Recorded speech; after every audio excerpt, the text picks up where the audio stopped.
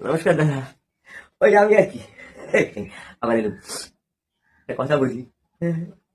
মানে খবরটা পেলুম মা বুঝলুম, তাই জন্য আপনাদেরকে বলতে এলুম। হুম। ওই কিছুদিন আগে পর্যন্ত ওই বৌদি প্রেমে সব মানে ঘর সংসার গুলো একদম খালি খালি হয়ে যাচ্ছিল। মানে তোরা ঠাকুরপুর সঙ্গে বৌদির প্রেম হচ্ছে, বৌদিও ঠাকুরপুর হাত ধরে চলে যাচ্ছে।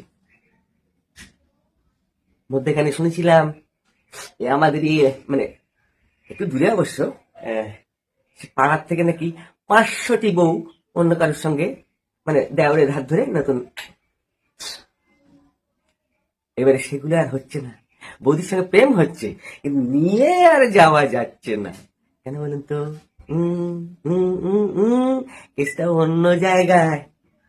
আরে নিয়ে তো যাচ্ছে, যাওয়ার পর টের পাচ্ছে বৌদি একা আসছে না, সঙ্গে তার ওই যে স্বনির্ভর যোজনার যে লোন, সেটাও সঙ্গে নিয়ে আসছে।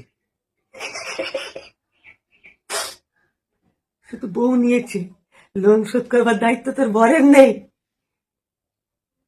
তাই একটু সাবধান থাকবেন।